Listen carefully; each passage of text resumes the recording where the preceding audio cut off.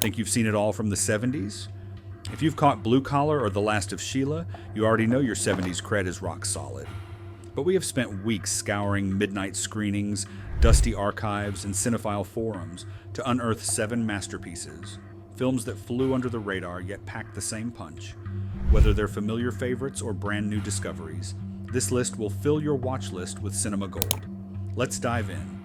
First up, The Friends of Eddie Coyle.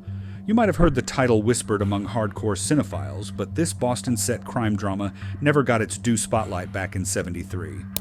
Eddie Coyle, played by a quietly brilliant Robert Mitchum, is a small-time gun runner for an Irish mob. When a risky undercover deal starts to unravel, he's forced to make impossible choices. What unfolds isn't about action. It's about survival in a world where trust is a myth and loyalty can kill you. This film isn't about flashy gangsters or glorified shootouts. It's about quiet desperation. Mitchum plays Eddie like a man who's already halfway out the door, tired, cornered, and clinging to whatever scraps of dignity he has left. Technically, it's a masterclass. Director Peter Yates keeps things grounded with handheld cameras, tight shots, and muted lighting that make every scene feel raw and immediate. It's like watching a real-life ticking clock, and you're just waiting to see who blinks first. Though it barely made noise at the box office, The Friends of Eddie Coyle became a quiet blueprint for modern crime films. Its fingerprints are all over classics like Heat and The Departed. If you're the kind of viewer who thrives on tension, realism, and deep character work, this one will stay with you long after the credits roll. And if you've already seen it, you're ahead of the curve. Most haven't, but they should. Next, let's talk about A Woman Under the Influence, a film that doesn't just depict emotion, it practically bleeds it. This is one of those movies that leaves you still and stunned, like someone cracked open a real human heart and filmed it beating. Directed by John Cassavetes and starring Gina Rowlands in what might be one of the greatest performances ever captured on screen, this film isn't afraid to stare directly into the eyes of mental illness, marriage, and the messy love that holds people together even as they fall apart. The story follows Mabel, a suburban housewife whose behavior begins to push against the rigid expectations of her family and community. Her husband, Nick, played with volcanic tension by Peter Falk, tries to hold everything together, but neither of them has the tools to truly understand the other. It's not a plot-heavy film. Instead, it immerses you in long, uncomfortable, riveting scenes. Cassavetes lets the camera roll and forces you to sit in the silence, the breakdowns, the tiny gestures that say more than dialogue ever could. Critically, the film was divisive at first. Too raw, too intense, but it found its champions. Today, it's recognized as a cornerstone of American independent cinema.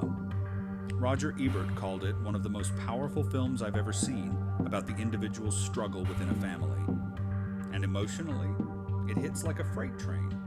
If you've ever loved someone who's difficult to love or been that person yourself, this film will feel like a mirror. If you're ready for something that's not just a movie but a full-body experience, this is the one. And if you've already seen it, well, then you understand why people still bring it up 50 years later. Our next stop, The Last Detail. On the surface, it sounds like a simple military escort story.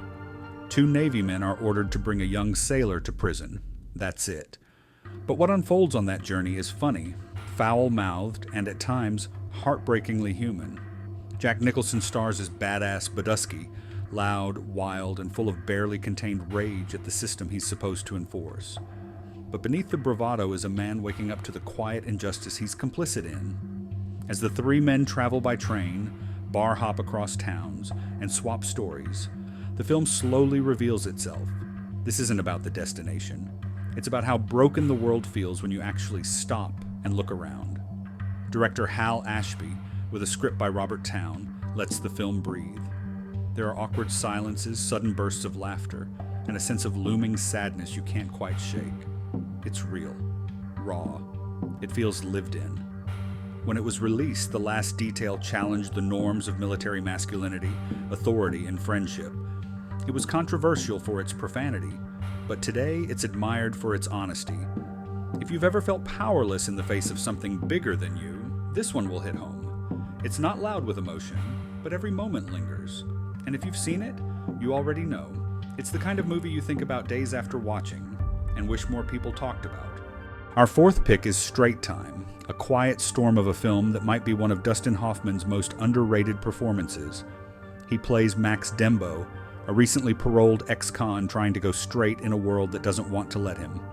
Every step forward is met with suspicion, bureaucracy, or betrayal, and you can feel the walls closing in. What makes Straight Time so powerful isn't just the story, but how intensely personal it feels.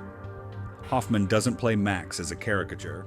He's a guy trying to keep it together while the system pushes him back toward the edge. One bad decision leads to another, but you never stop rooting for him. The film is grounded, slow-burning, and brutally honest. It shows what happens when redemption is possible, but improbable. It also features early roles from Teresa Russell, Harry Dean Stanton, and Gary Busey, each adding texture to the film's grimy, sunburnt Los Angeles setting. Technically, the direction is minimal, almost documentary-like. Hoffman was originally set to direct it himself, and you can still feel that raw, actor-driven energy in every scene. Critically, Straight Time flew under the radar, but for those who saw it, it became a secret handshake film. It's one of those hidden masterpieces that says, you really know your cinema? If you've already seen it, you're part of a very small club. If you haven't, it might just become one of your all-time favorites. Next, we step into Fat City, a film that doesn't just tell a story, it wears it. Directed by John Huston, this isn't your typical boxing movie. There's no training montage, no glory shot, no feel-good ending. Instead, it's about what happens when you're stuck chasing faded dreams, and you know it. The story follows two fighters, one on his way up, the other sliding down. Stacy Keach plays Tully, an aging boxer drinking his way through disappointment. Then there's Ernie, a young hopeful played by Jeff Bridges, just beginning to glimpse what a life in the ring might actually look like. But this isn't about boxing. It's about people who live paycheck to paycheck, nursing wounds you can't always see. It's about resilience, regret, and the quiet tragedy of people trying to get by in a world that stopped believing in them. Susan Tyrrell, in a soul-bearing role, earned an Oscar nomination for her portrayal of a woman clinging to love like a life raft. She's unforgettable. The cinematography captures the dusty, off-the-map corners of small-town California, the kind of places where dreams don't die, they slowly fade. At the time, Fat City wasn't a box office hit, but critics knew better. Roger Ebert called it one of Huston's best. Over time, it's grown into a cult classic among serious film lovers, especially those who appreciate unpolished, character-driven storytelling.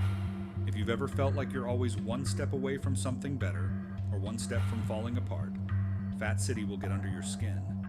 It doesn't ask for your sympathy. It earns your respect. Now we come to Scarecrow, a quiet, wandering film that feels like a dream you can't quite shake. It stars Gene Hackman and Al Pacino, not in the roles you might expect, but as two drifters, Max and Lion, hitchhiking across America in search of something better. Max is all bark and rage, just out of prison, ready to start a car wash business. Lion is gentle, almost childlike, trying to reunite with a son he's never met. Together, they're a mismatched pair, bound by hope and circumstance, walking the line between comedy and heartbreak. The genius of Scarecrow lies in its restraint. It doesn't force drama. It lets these characters breathe. You start thinking you're watching a Buddy Road movie, and then it quietly breaks your heart when you least expect it. Director Jerry Schatzberg fills the screen with the kind of landscapes most films ignore. Empty diners, back roads, and the cold shoulders of Middle America. And in the silences between lines, you feel what's really at stake. Two broken men trying not to get crushed by the weight of life. At Cannes, Scarecrow won the Grand Prix, but back home it was mostly ignored. Too slow, too odd, too quiet. And yet for those who discover it, Scarecrow becomes unforgettable. It's not about big moments, it's about the small, fragile ones that define who we are. If you've seen it already, you probably still remember that final scene.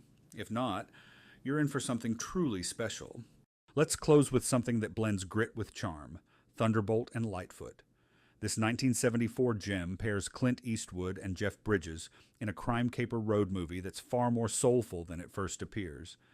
Eastwood plays Thunderbolt, a quiet ex-thief trying to stay out of trouble. Bridges is Lightfoot, a fast-talking drifter who barrels into his life and pulls him back into one last big score. But don't be fooled.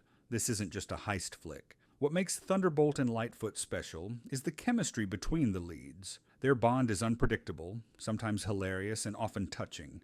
You get moments of absurdity, bursts of violence, and scenes of genuine tenderness that catch you off guard. It was Michael Cimino's directorial debut before The Deer Hunter, and he brought a lyrical, almost poetic style to the American West. Long stretches of highway, sun-drenched plains, and forgotten towns feel like metaphors for the characters themselves, lost, wandering, looking for something they may never find. Jeff Bridges earned an Oscar nomination for his role as Lightfoot, and it's easy to see why. He brings a youthful energy that masks a deeper sadness beneath the surface. This is one of those rare movies that sneaks up on you. It starts like a buddy comedy and ends like something else entirely, something quieter, more reflective. It might not be the loudest film of the decade, but if you give it your time, Thunderbolt and Lightfoot just might steal your heart. And there you have it, 7 forgotten masterpieces from the 1970s that still have the power to move, surprise, and inspire. Maybe you've seen some. Maybe you've just discovered a few to add to your watch list. Either way, this list is just the beginning. Now it's your turn. Which films would you add to this list? Which ones didn't belong? Drop a comment below and let me know the 70s movies that blew your mind but never got the recognition they deserved. If this video gave you a few new titles to explore, give it a like and share it with someone who loves real cinema.